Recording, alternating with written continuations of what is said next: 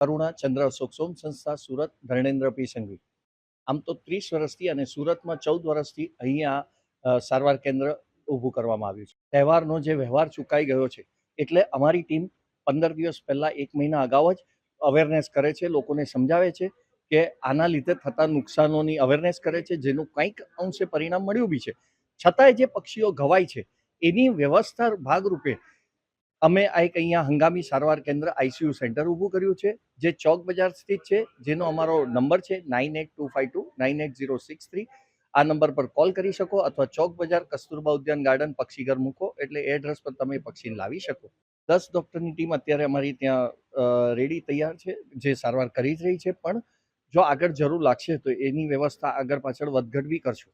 અમે case paper બને જેમ માણસોનો બને એવી રીતે પક્ષી આવે એનો કેસ પેપર, એને એના ટેગિંગ લાગે, એને કયું પક્ષીને શું એની લાઈવ રેકોર્ડ રહે એટલા માટે એક વ્યવસ્થા.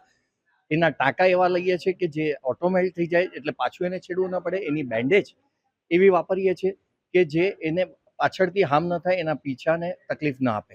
અને આ વખતે હજી એનાથી વિશેષ વધ્યા છીએ કે એક એનેસ્થેસિયા મશીન, જેના લીધે અત્યારે કદાચ કોઈક વાર ડોઝ આપણો પ્લસ માઇનસ થાય તો પક્ષીનું સેન્સિટિવ હોય એટલે ક્યારેક શોકમાં જલ્દી રિકવર નથી થતું.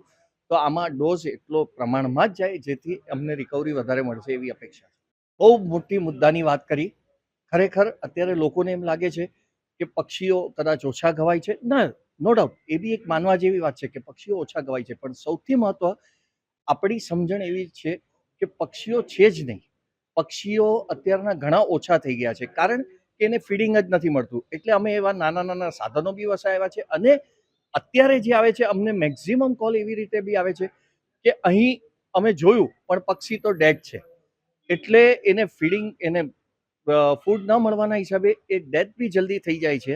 એટલે અમારી સંખ્યામાં ઘટાડો થયો છે, ના નથી, પણ અમારું હૃદય, અમારી ચિંતા એ છે કે જે જોઈએ એવો નથી થયો. અને સરકારે કાયદા બહુ સારા ઘડ્યા છે, પણ એનું અમલીકરણ જો આપણે સાથે મળીને કરશું, આપણે જેવા માંજા નહીં વાપરીએ, આપણે એવા ઇન્જર્ડ થયેલાની બી એક રેકોર્ડ મેન્ટેન કરશું, તો આગળ આનો ઘણો સારો ઉપયોગ કરી શકશું. નમસ્કાર, હું છું ડૉક્ટર શૈલેષ કુમાર પુરોહિત. વેટનરી કોલેજથી અમે ટોટલ 10 ડૉક્ટરો કરુણા એનજીઓ સુરત ખાતે પક્ષીઓના સારવાર માટે પધારી ચૂક્યા છીએ અથવા આવી ચૂક્યા છીએ.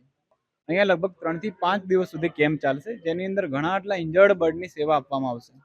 મેઇનલી અહીંયા 3 પ્રકારના કેસો આવે છે અમારી જોડે, જેમાં છે પક્ષીની પાંખ કપાઈ જવી, કોઈ હાડકામાં ફ્રેક્ચર થઈ જવું, ક્રોપ અને ફિસ્યુલાનું ડેમેજ થઈ જવું. આ મોસ્ટલી કોમન કેસ છે.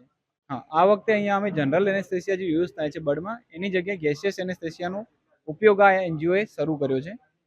ઘણી વખત એવું થતું હોય છે કે જ્યારે કોઈ બર્ડને જનરલ એનેસ્થેસિયા આપવામાં આવે છે ત્યારે એ બેભાન થયા પછી ભાનમાં આવતા ઘણી વાર લાગે છે અને ઘણી વખત એના મૃત્યુ પણ થતું હોય છે. એની જગ્યાએ ગેસિયસ એનેસ્થેસિયા બર્ડને બેભાનમાંથી ભાનમાં આવતા એક સરળ અને સારો ઉપાય પૂરો પાડે છે.